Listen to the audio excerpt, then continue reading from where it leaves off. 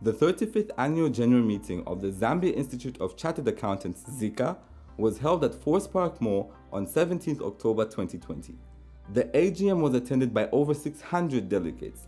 During the AGM, 3 resolutions were presented to the floor. Receive and adopt recommendation to amend the ZICA Constitution. Receive and adopt the recommendation to allow graduates, licentiates, and technicians to offer restricted or limited accounting services. Receive and adopt the recommendation on the ZICA Property Fund. The highlight of the AGM was the election of President, Vice President, 6 Council members, and 3 disciplinary committee members.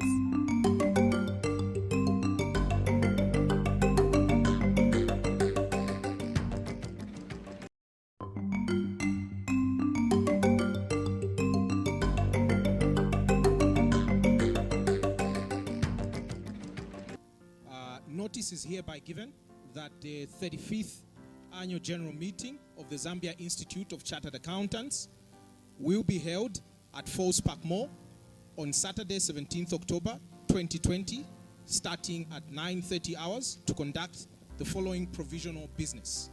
Receive and adopt minutes of the 34th Annual General Meeting held at Avani Victoria Falls Resort on 25th May 2019. Receive and adopt the President's, the Secretary and Chief Executives and Operations Annual Report for 2019. Receive and adopt audited financial statements of the Institute for the year ended 31st December 2019. Receive and adopt recommendations for appointment of auditors for 2020. Receive and adopt recommendation to amend the ZICA Constitution.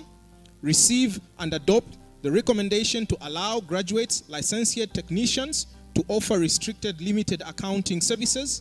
Receive and adopt the recommendation on the ZICA Property Fund.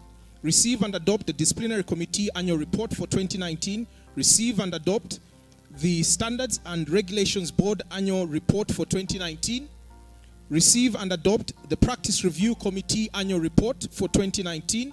Receive and adopt the Benevolent Fund Annual Report for 2019. Any other business, elect the President, the Vice President, 6 council members, 2 from industry, 4 from practice, 3 from the disciplinary committee members, 1 from practice and 2 from industry. And the last item, closure of the 35th Annual General Meeting. I submit, Mr. President.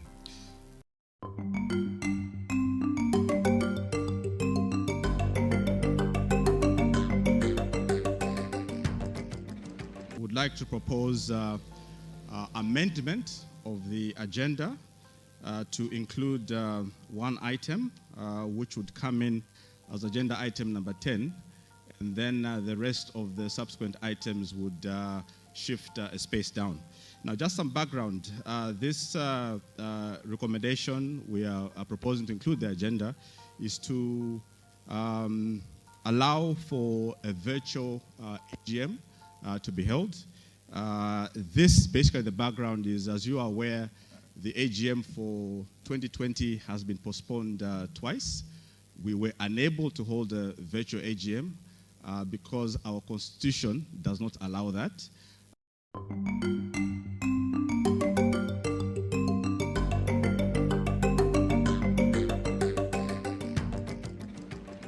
Just allow me to make a brief comment. Just to also highlight, perhaps, I don't know if it's been considered, that we would then also need to address the issue of voting in elections, because currently our electoral rules only allow for voting at a physical AGM. So hopefully the resolution or the proposed amendment would also look at the electoral rules to then allow for voting remotely.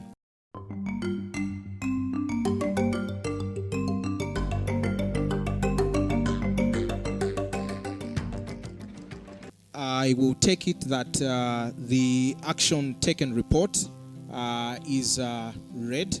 It is on page 14 of the Annual General Business Booklet, and it contains 5 items.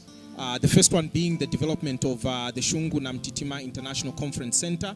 And here we essentially report that the Institute is reviewing the process of securing funding for the construction of the International Convention Center.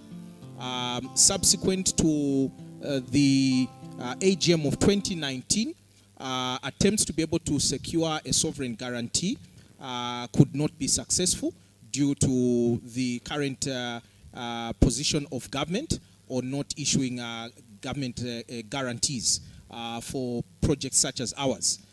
Consequently, the Institute is in the process of trying to secure commercial financing for the project. The second item relates to the registration of accountants in the civil service, specifically those that fall under the Accountants General. And here we are happy to indicate that this matter was conclusively brought to, I think, a good closure.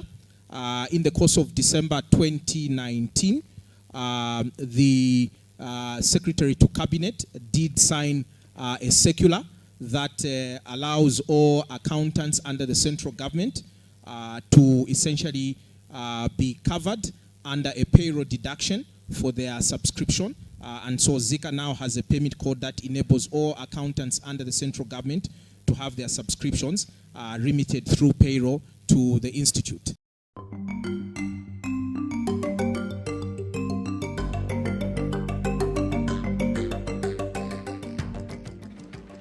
A simple request that the circular on the issue of paying for accountants through payroll be circulated to the members. Thank you. Good morning, Mr. President. My name is Kasongo Benjamin. The concern is on the issues of their deduction on the accountant. First of all, I would like to appreciate that that issue was taken. It was coming from a plea which I made on the last AGM. But the concern again is that it has lacunas. I believe there's a concern that even the officers that are not registered under Zika are being deducted. We have categories of accounting personnel. I believe revenue collectors are just grade 12s. They don't have any qualification of any sort apart from grade 12. So maybe as we are interested to get the subscriptions, we should also check on the caliber of the people we are deducting from. I submit. Thank you. My name is Raymond Shongo Wembia, member. I think for me it's just to congratulate you for the achievement to have our colleagues being paid for through the payroll deduction. But maybe my concern would be how feasible is it that we are going to get these monies even when they are deducted from the government?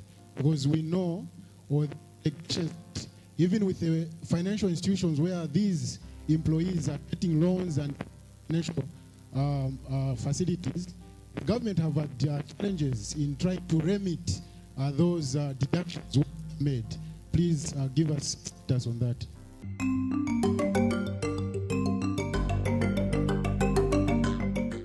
Items 10, 11, and 12. And these are basically to receive, there are some proposals that are required. One is the one I mentioned in my opening remarks about amending the Zika Constitution to allow for a virtual AGM. Okay. The second one is to receive and adopt recommendation to amend the Zika Constitution. And as I said, let's not confuse the two. The first one is to allow for a virtual AGM, just on its own like that, to amend, to allow for a virtual AGM, so that we don't find ourselves in this situation where we keep on postponing the AGM. The number 11 is to receive and adopt the recommendation to amend the Zika Constitution, okay, which is requires a long consultative process. You need to set up a Constitution Review Commission, get submissions from members, stakeholders, and so on and so forth. That's a longer process.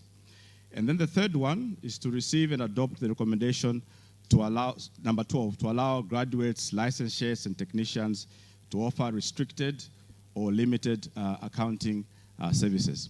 So what's going to happen is the draft resolutions are going to be read and presented by, a secretariat or the relevant council member.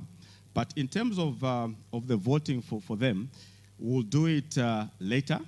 That's because it will take a bit of time because we have to vote on them electronically. So I'd rather the voting comes later after we've dealt with the other two items, which is on the Zika Property Fund, and then the reports from the District Committee, a report from Standards Regulations Board, and report from the Practice Review Committee, and also the report from the it's a tongue twister. Benevolent. Okay, you know what I mean. Bit of a tongue twister. This is just to be practical in terms of time and how much time it will require because going into that, after that, we'll be going into the elections and so on. So I hope that is fine. So going into item 10, to receive and adopt the recommendation to amend the Zika Constitution to allow for a virtual AGM. I don't know whether we need to lay this before. I think we should, for order's sake. So I'll ask our secretariat to lay that recommendation before the meeting, to go through the rationale and explain it.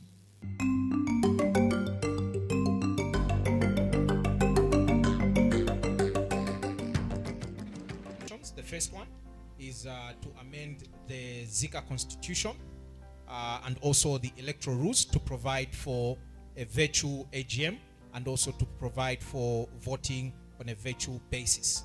The next one is to amend the Constitution holistically, and this will be a process that will be undertaken from this, once approved, from this AGM to the next one and adopted at the next AGM.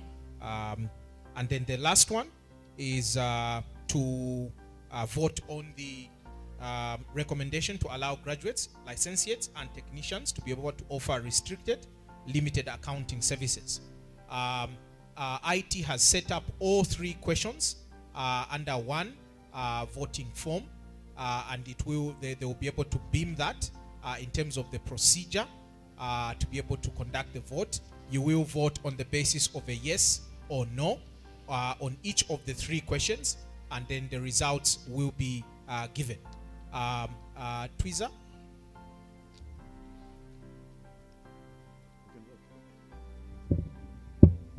The questions are available. You can actually vote. The link is open. It's on a yes or no basis. Sorry about that. We have the link.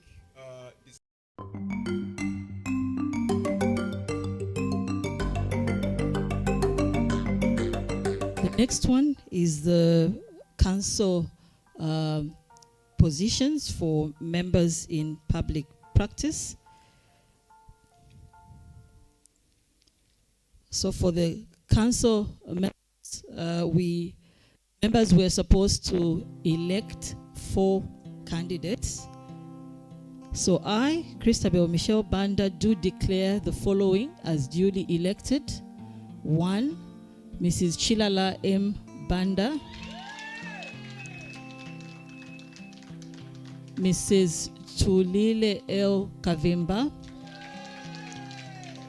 Mr. Monga P. Hamkale, Mr. Malama Milambo, as duly elected members of the Council of Zika to represent accountants in public practice.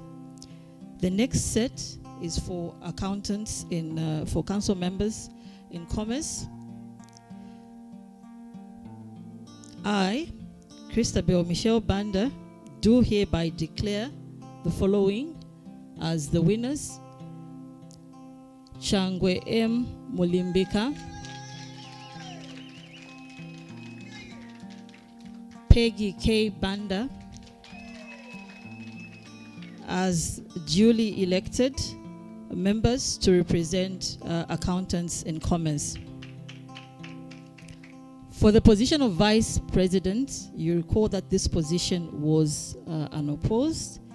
And so I, Christabel Michelle Banda, do declare that the Vice President of the Institute is Mr. Benkele Hachitu. I was trying to get his middle name. Mr. Benkele James Hachintu as the duly elected Vice President of the Institute. For the position of President, I, Christabel Michelle Banda, by the powers vested in me by the Institute's Electoral Rules and Procedures of 2020, do hereby declare that Cecilia M. Zimba has been duly elected as the President of the Institute. That brings us to the end of the announcements.